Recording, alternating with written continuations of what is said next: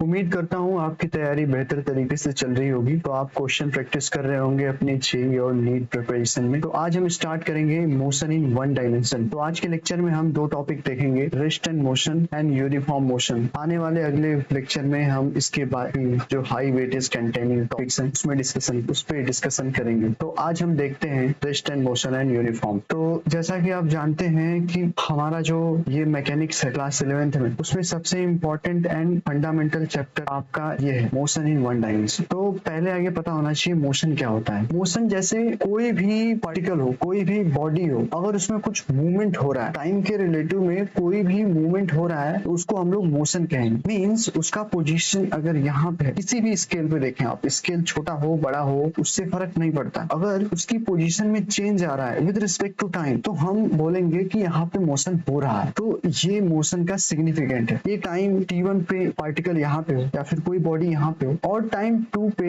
Particle यहाँ पे आ जाए, इन दोनों के बीच का जो डिस्टेंस है वो कुछ भी हो, 1000 किलोमीटर हो या 1000 किलोमीटर हो या लाख किलोमीटर हो या फिर नैनोमीटर हो या फिर कोई भी स्केल पे डिस्टेंस का कितना भी हो, बस अगर माइनर सा भी चेंज आए तो उसको हम लोग मोशन कंसीडर करेंगे। So with respect to time change in position is called motion. और आप जानते हैं यूनिवर्स में सब चीजें हैं वो मोशन में ही हैं। बट हम जब मोशन की बात करते हैं तो हम ये भी बात करते हैं कि रेस्ट क्या है। हम रेस्ट आगे देखेंगे और रेस्ट क्या होता है, फिर किस रिस्पेक्ट में हम रेस्ट बोलते हैं किसी भी पर्टिकुलर बॉडी को या फिर रेस्ट नहीं बोलेंगे। तो पहले आगे हम ये डिस्कस कर लेते हैं कि मोशन हमें पढ़ना क्यों है। जैसे आप जानते हैं मैकेनिक्स 1 में चैप्टर होते हैं न्यूटन्स लॉ ऑफ मोशन। आप आगे पढ़ेंगे 1D के जगह 2D motion, work power and rotational motion. ये सब जब आप चैप्टर पढ़ेंगे तो उसमें बेसिकली मोशन ही हो रहे हैं, अलग अलग फॉर्म है। जैसे किसी में आपका सर्कुलर मोशन होगा, किसी में ट्रांसलेटरी मोशन होगा, किसी में ऑक्सीलेटरी मोशन होगा, बट हम किसी न किसी अलग फॉर्म के बारे में पढ़ रहे होंगे मोशन के अबाउट। तो हमें मोशन जो मैकेनिक्स 1 में पढ़ना है, उस जो मैकेनिक्स 1 का सभी चैप्टर का ये फंडामेंटल है, तो हमें मोशन मैकेनिक्स के परस्पेक्टिव से पढ़ना है और ये चैप्टर स्किप ही नहीं करना है। इजी है, इजी टू स्कोर है, तो इसलिए स्किप नहीं करना है कि ये तो इजी है हम इसको बाद में पढ़ लेंगे, पहले टफ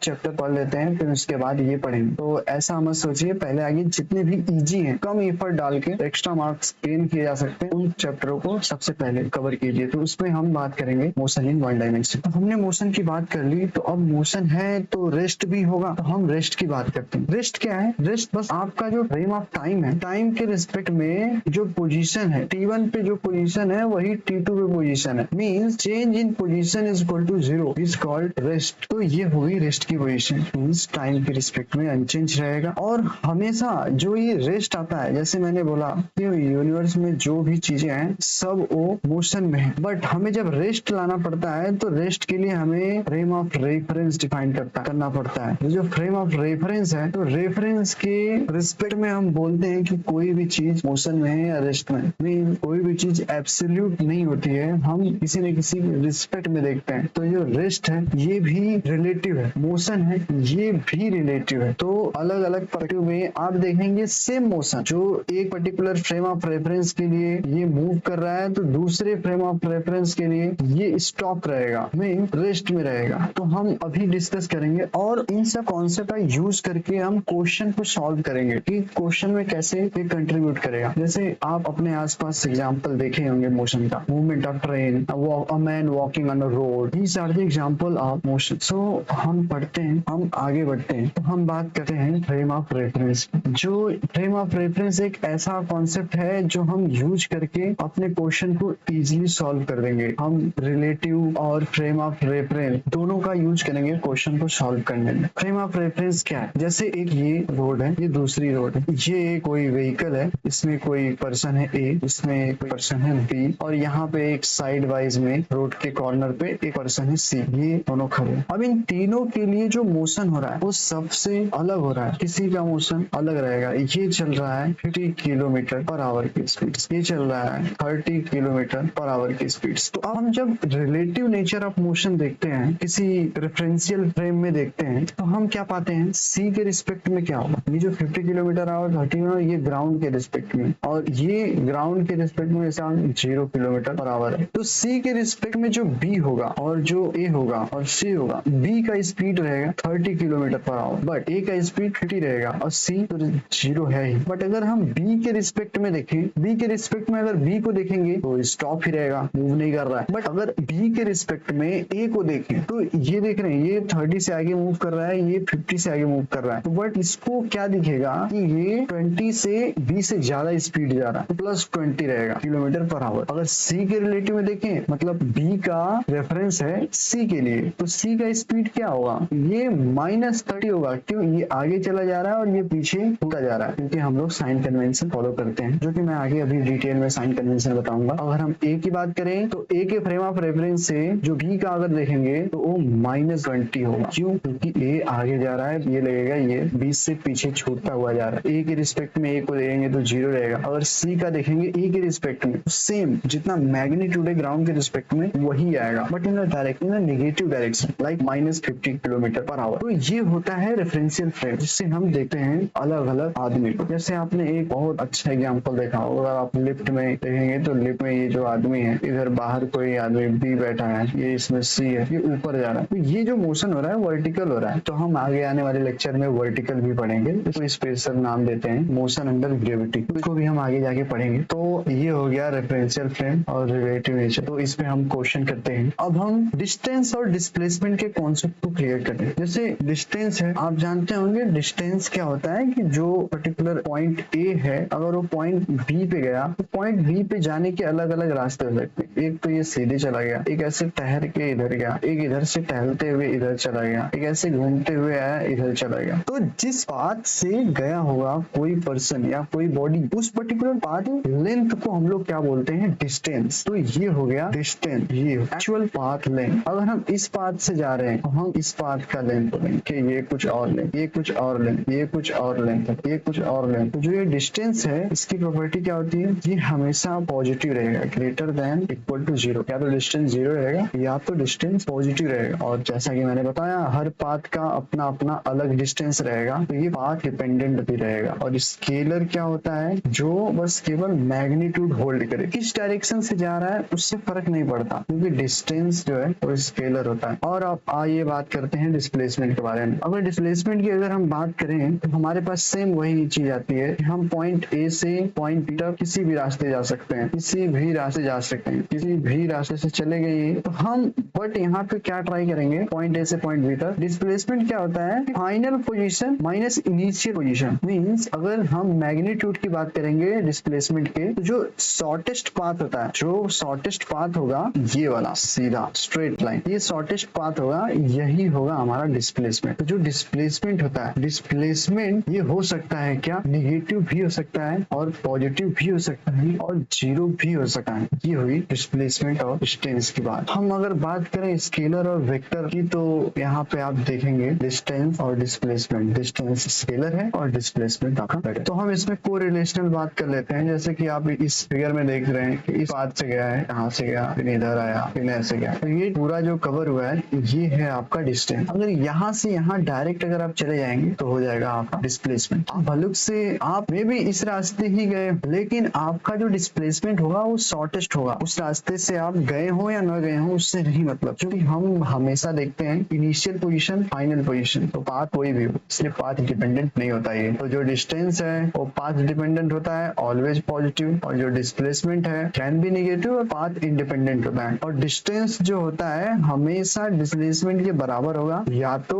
उससे बड़ा ही होगा हमेशा। जैसे अगर मान लीजिए ये आदमी है, यहाँ से यहाँ आया, बी तक आया इससे, तो इसी को आप डिस्टेंस मान लीजिए, डिस्टेंस मान लीजिए, या फिर इसी को आप डिस्प्लेसमेंट मान लीजिए, तो दोनों इक्वल हो गए। लेकिन ऐसा कंडीशन ही नहीं आएगा जब आपका डिस्टेंस छोटा हो और डिस्प्लेसमेंट बड़ा हो जाए, कभी नहीं आएगा। तो ये एक प्रॉपर्टी आप याद रखेंगे, ये डायरेक्ट एमसीक्यू में भी पूछ लिया जाता है, और ये भी चीजें आपको याद रहनी चाहिए, पाथ डिपेंडेंट और पाथ इंडिपेंडेंट कंडीशन। तो हम बात कर रहे हैं round trip concept, like distance और डिस्प्लेसमेंट में बात होती है। एक हम यहाँ से स्टार्ट कर रहे हैं इसे, और हम घूम फिर के आए एक राउंड लगा के इस पर्टिकुलर पॉइंट पे ही आ गए। तो इस केस में क्या होगा, हमारा डिस्टेंस जो होगा ये एक्चुअल पाथ का लेंथ हो जाएगा, बट डिस्प्लेसमेंट जो होगा ना वो 0 हो जाएगा। क्यों, इनिशियल पोजीशन भी यही है, फाइनल पोजीशन भी यही है, तो ये पूरा डिस्प्लेसमेंट जो होगा वो 0 हो जाएगा। अगर डिस्टेंस पॉजिटिव रहेगा, कुछ वैल्यू रहेगी, इस पर्टिकुलर पाथ की लेंथ हो जाएगी। तो जैसे अगर आप स्कूल वगैरह जाते हैं तो आपका, जैसे आप घर से मार्केट जाते हैं और फिर आप घर पे आ गए, तो आपका इस कंडीशन में जो डिस्प्लेसमेंट होगा, नेट डिस्प्लेसमेंट, वो 0 हो जाएगा। अब हम इन कॉन्सेप्ट पे क्वेश्चन प्रैक्टिस करते हैं, तो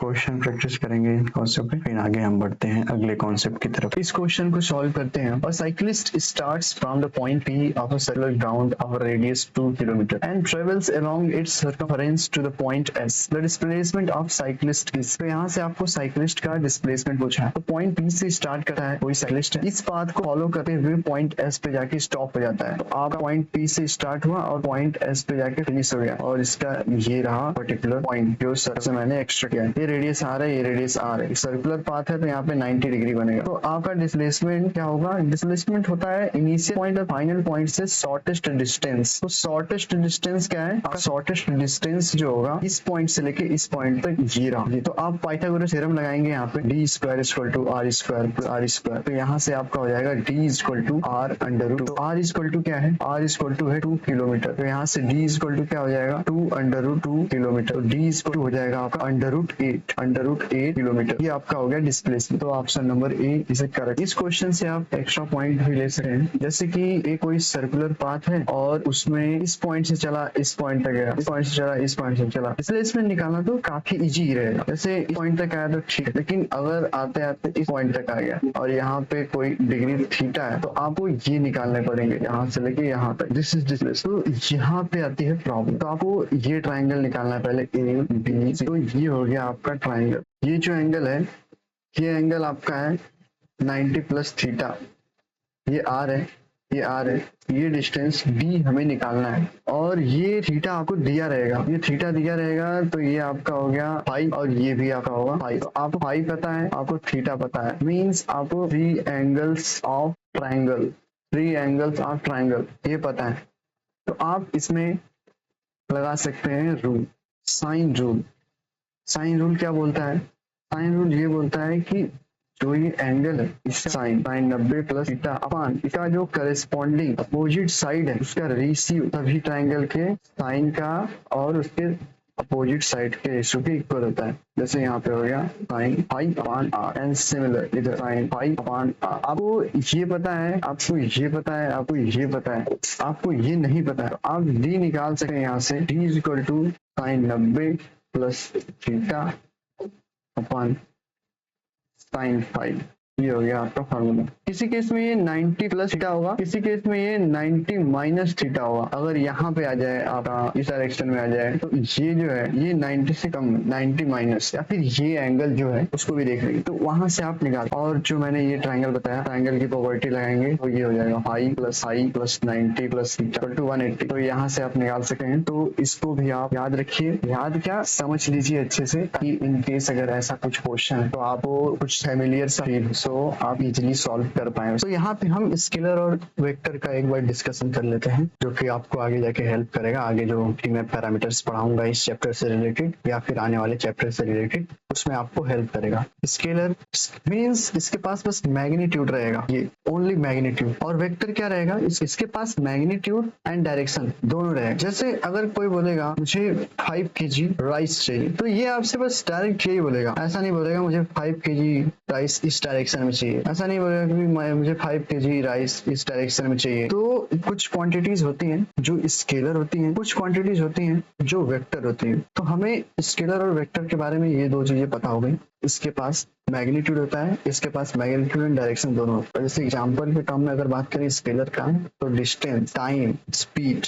टाइम जो है ये टेंसर होता है, बट आपको इस समय स्केलर की ही तरह ट्रीट करना है, क्योंकि टेंसर आपके सिलेबस में नहीं, तो आप इसको अभी स्केलर की तरह ट्रीट करेंगे। इस चैप्टर में जो ये चीजें हैं तो मैं बता रहा हूँ। अगर आप बात करेंगे वेक्टर की, इसमें डायरेक्शन और मैग्नीट्यूड दोनों हो, तो डिस्प्लेसमेंट हो गया, वेलोसिटी हो गई, और अभी आगे एक्सेलरेशन पढ़ेंगे तो ये एक्सेलरेशन हो गया। तो हमारे पास ये हो गया डिफरेंस। तो आगे हम जाके ये भी पढ़ते हैं। जैसे वेक्टर है, ये एक वेक्टर है, दूसरा वेक्टर ये है, एक वेक्टर ए है, एक वेक्टर बी है। अब इन दोनों को अगर ऐड करेंगे ये जो रिजल्टेंट आएगा इसको हम लोग सी वेक्टर बोलेंगे। तो यहाँ पे एक लिख सकते हैं ए वेक्टर प्लस बी वेक्टर फिर सी वेक्टर। ये मैग्नीट्यूड डायरेक्ट ऐड नहीं होगा, ये वेक्टर ऐड होंगे। जैसे कि आप देख सकते हैं कि अगर कोई जैसे यहाँ पे है, ये टेल है, ये हेड है, अब इसके आगे ही इसका हेड और किसी दूसरे वेक्टर का टेल अगर ऐड करके जो देखते हैं, फिर स्टार्टिंग वाले के टेल से लास्ट वाले के हेड तक जोड़ते हैं तो वो रिजल्टेंट वेक्टर आता है। तो ये रहा रिजल्टेंट वेक्टर का कॉन्सेप्ट। अगर मैं आपको और डिटेल में बताऊं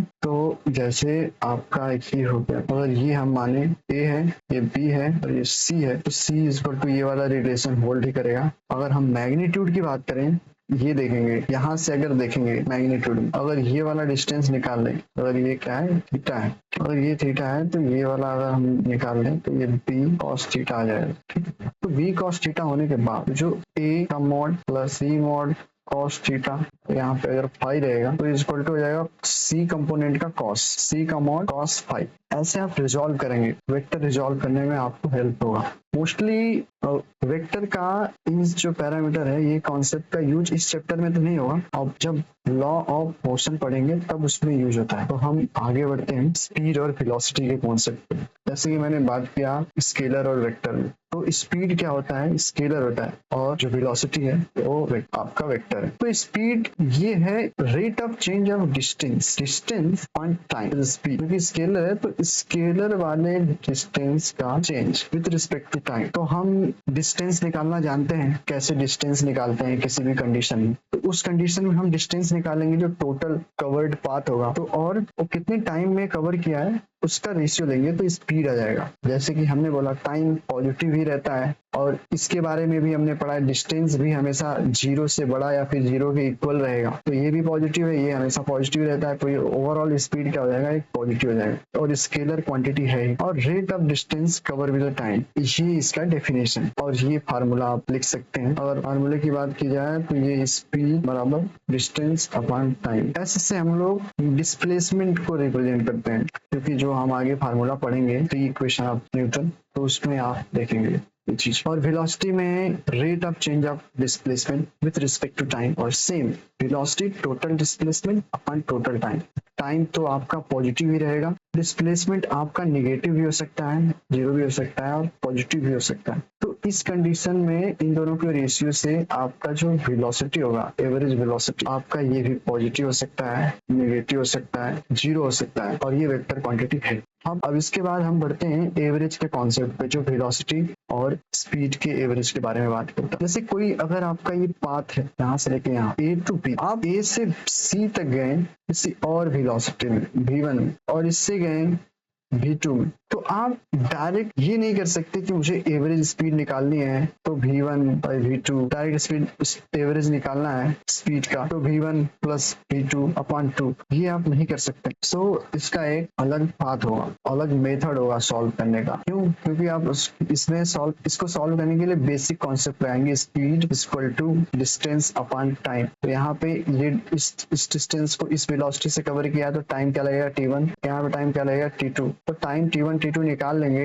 तो आपका ये होगा, ये x1 डिस्टेंस कवर कर रहा है, ये x2 डिस्टेंस कवर कर रहा है, x1 कवर करने में t1 टाइम लगा, इसको टाइम कवर करने में t2 टाइम लगा। तो ऐसे आप निकालेंगे बेसिक तरीके से। ये नहीं होता है, दोनों का एवरेज ले लें तो नहीं होगा। सेम जब एवरेज वेलोसिटी की बात करते हैं तो इसमें डिस्टेंस की जगह डिस्प्लेसमेंट हो जाता है, बट यहाँ पे हम लोग 1D पढ़ रहे हैं तो आपको डिस्टेंस और डिस्प्लेसमेंट में कोई डिफरेंस नहीं दिखेगा, क्योंकि दोनों सेम ही है। अगर आप एक डायरेक्शन में जा रहे हैं तो displacement is equal to displacement is equal to distance, या तो वर्टिकल जाएंगे या तो हॉरिजॉन्टल जाएंगे, बट हम एक ही डायरेक्शन में मूव कर रहे हैं। तो इसलिए एवरेज वेलोसिटी का जो मैग्नीट्यूड है और एवरेज स्पीड का मैग्नीट्यूड है 1D डायरेक्शन में सेम ही होता है, बट ये एक्चुअली डिफर करते हैं इसके डायरेक्शन के हिसाब से। क्यों? क्योंकि इसमें वेक्टर और स्केलर का कॉन्सेप्ट आ जाता है, तो इसलिए एवरेज वेलोसिटी भी आपका एक वेक्टर क्वांटिटी है। तो ये 3 इसके पॉइंट्स हैं। अब आइए हम इस पे कुछ क्वेश्चंस देख लेते हैं। अब हम शुरू करते हैं यूनिफॉर्म मोशन। यूनिफॉर्म मोशन क्या है? एक फिक्स टाइम इंटरवल में इक्वल डिस्टेंस कवर किया गया, इसको हम लोग ही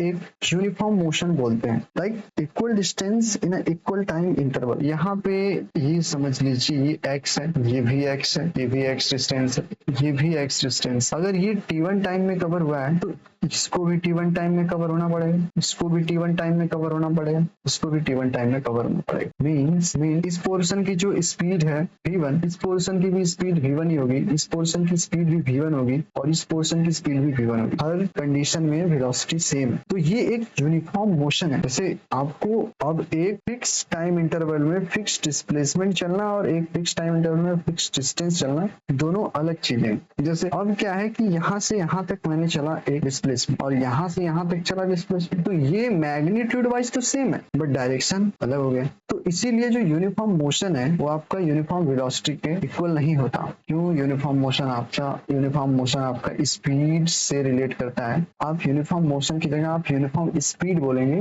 तो और बेटर हो। तो आप यूनिफॉर्म स्पीड और uniform velocity both are not same. Why? Because uniform velocity deal with vector things. ये रहा वेक्टर, ये रहा वेक्टर, ये रहा वेक्टर। अब वेक्टर में क्या होता है? वेक्टर में आपका मैग्नीट्यूड तो सेम रहेगा ही और डायरेक्शन भी सेम होना चाहिए। जैसे देखिए, अगर इक्वल लेंथ का वेक्टर मैंने इधर चल दिया वेलोसिटी वेक्टर और इक्वल लेंथ का इधर चल दिया, तो ये और ये अलग हो गए। क्यों? ये वो अलग बात है, मैग्नीट्यूड वाइज दोनों सेम है बट डायरेक्शन वाइज अलग है। तो ये वेलोसिटी एक अलग वेलोसिटी हो गई, एक अलग वेलोसिटी हो गई। तो इसीलिए यहाँ पे सेम सेम होनी चाहिए। बट इसमें क्या है, मैंने यहाँ से यहाँ तक x डिस्टेंस चला T1 टाइम में, अब दूसरी डायरेक्शन में मैंने चल दिया x डिस्टेंस T1 टाइम में, तीसरी डायरेक्शन में मैंने चल दिया x डिस्टेंस T1 टाइम में। तो ये आपका यूनिफॉर्म स्पीड की तरह कंसीडर होगा। इसीलिए इसमें बोलते हैं पाथ मे बी स्ट्रेट और कर्व और रैंडम। बट इसमें क्या होता है, आपका पाथ को स्ट्रेट ही होना पड़ेगा, अदरवाइज यूनिफॉर्म वेलोसिटी एग्जिस्ट नहीं करेगी। अगर पाथ स्ट्रेट नहीं रहेगा उसके साथ में मैग्नीट्यूड हर वेक्टर का सेम होना चाहिए। तो ये हो गया। तो इस पे हम क्वेश्चन को सॉल्व करते हैं। अब ये क्वेश्चन देखते हैं हम average speed and average velocity पर। A person walks 80 meter north and then 60 meter south in 35 seconds. The average speed and magnitude of average velocity are respectively. तो यहाँ पे हमें पता करना है average speed and average velocity का magnitude. तो यहाँ से हम देखते हैं, पहले आगे हम ये डायरेक्शन कोऑर्डिनेट बना लेते हैं। ये ईस्ट है, ये नॉर्थ है।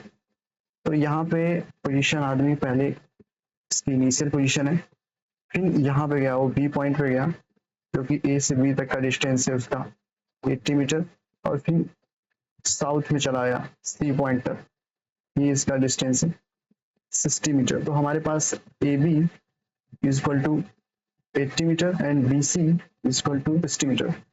तो हमें पता करना है average speed and average velocity. तो एवरेज स्पीड के लिए हमें क्या चाहिए? Total distance upon total time. Total time means उस डिस्टेंस को कवर करने में टोटल टाइम कितना लगेगा। तो हम यहाँ से बता सकते हैं कि जो हमारे पास डिस्टेंस लगा है, डिस्टेंस है A B plus B C, इतना कवर किया है और कितने टाइम में किया है? 35 सेकेंड में। तो ये ए बी इक्वल टू क्या है? 80 and B C equal to 60 metre upon 35 second. So metre per second हो जाएगा ये। तो ये हो गया आपका एवरेज स्पीड। एवरेज स्पीड क्या हो गया? 140 मीटर अपॉन 35 सेकेंड इसको टू 4 मीटर पर सेकेंड। तो ये हो गया आपका एवरेज स्पीड।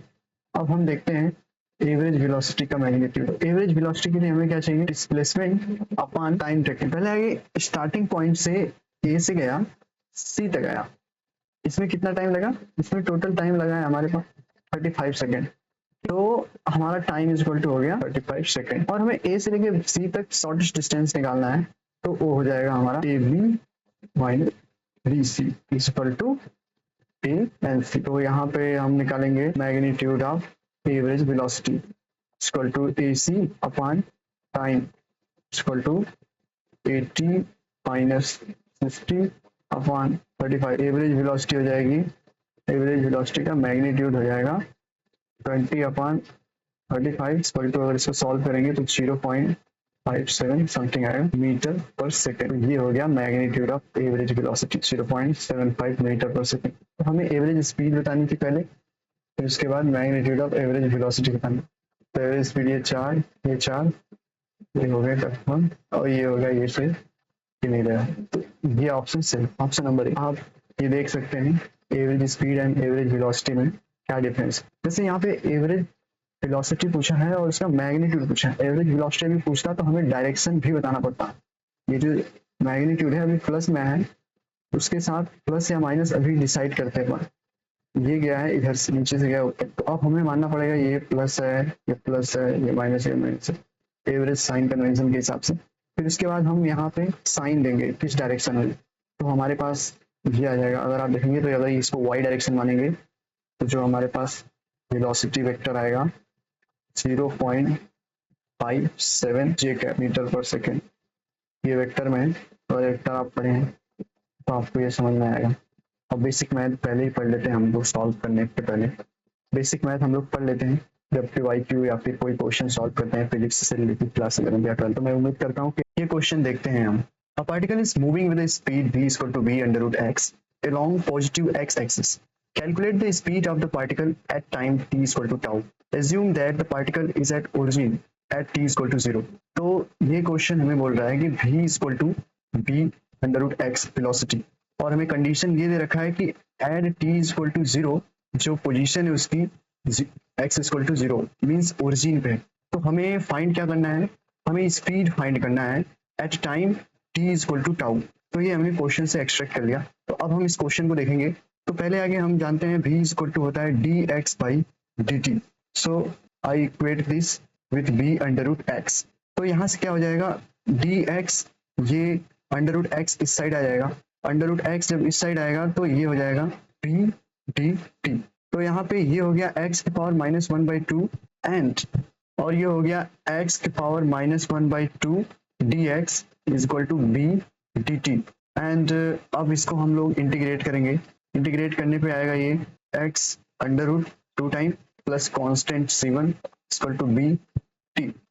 तो यहाँ पे हम देखेंगे कि हमें जो ये आ गया इंटीग्रल फॉर्म, ये आ गया इंटीग्रेशन करने के बाद। अब हम इसका लिमिट पुट कर देंगे। तो at x equal to 0 t equal to 0 और वाइस एंड वर्सा। सो यहाँ से हम पुट करेंगे तो ये c1 इक्वल टू आ जाएगा 0, c1 इक्वल टू हो जाएगा 0। तो ये इक्वेशन हो गया 2 under root x equal to b t। So x equal to b square 4 and t square. अब यहाँ से हम फाइंड करेंगे dx by dt means differentiate कर देंगे। तो ये होगा b square by 4 multiplied by 2 time t means ये हमारा हो जाएगा स्पीड या velocity b square by 2।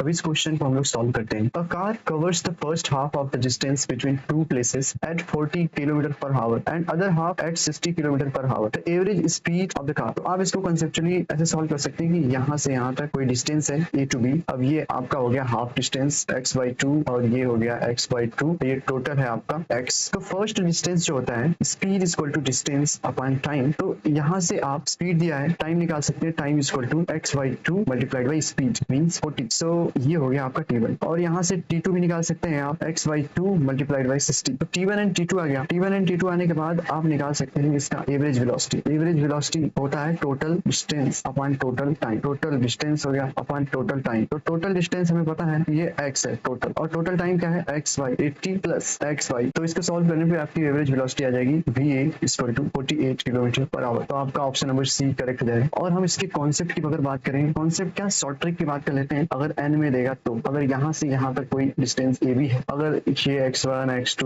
Dot dot dot xn तक चल रहा है, ये x1 डिस्टेंस है, ये x2 डिस्टेंस है, ये x3 डिस्टेंस है, ये xn distance. x1 distance cover with v1 velocity, similar x2 with v2, x3 with v3 dot dot dot xn distance cover by vn। Average velocity हो जाएगी आपकी v average equal to x1 plus x2 plus x3 plus dot dot dot dot dot xn upon x1 by v1 plus x2 by v2 dot dot dot plus xn by vn means va is equal to summation of xi upon summation of xi vi।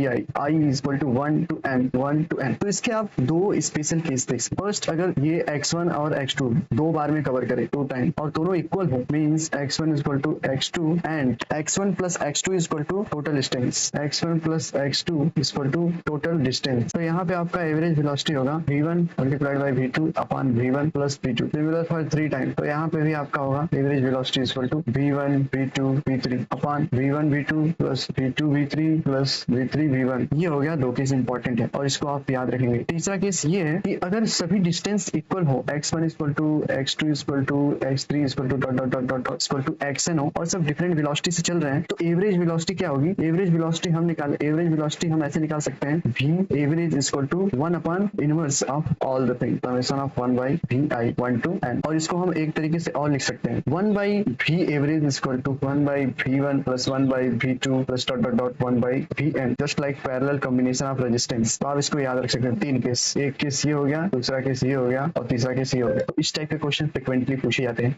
ये आपने देखा position equation, position equation कुछ नहीं है, जो आपने पीछे पढ़ा सेम वैसा ही है। जैसे कि इनिशियल टाइम में मैं x नॉट पे था और फाइनल में मैं पहुंच गया x डिस्टेंस पे। यहाँ पे मैंने चला v वेलोसिटी से और इसमें टाइम लगा t। तो आपका वेलोसिटी इक्वल क्या होगा, टोटल डिस्टेंस या टोटल डिस्प्लेसमेंट, क्योंकि स्ट्रेट लाइन है तो दोनों का मैग्नीट्यूड सेम होगा। तो यहाँ पे कर देंगे x माइनस x नॉट, ये आपका आ गया डिस्टेंस और डिस्प्लेसमेंट और ये हो गया टाइम। तो अगर आप निकालेंगे इसमें तो ये होगा आपका v t plus x not. तो यही है आपका पोजीशन इक्वेशन। हम जो पढ़ रहे थे उसके पहले पोजीशन हम कंसीडर कर रहे थे कि ओरिजिन पे हो x इक्वल टू 0 पे x नॉट। तो हम एक बार समरी देख लेते हैं। जैसे कि हमने मोशन पढ़ा, डिस्टेंस, डिस्प्लेसमेंट पढ़ा, स्पीड एंड वेलोसिटी पढ़ा और यूनिफॉर्म मोशन पढ़ा और साथ में हमने स्केलर और वेक्टर देखे। उम्मीद है आप इस लेक्चर को अच्छे से अटेंड किए होंगे, सभी क्वेश्चन को पॉज करके सॉल्व किए होंगे। तो हम मिलेंगे अगले लेक्चर में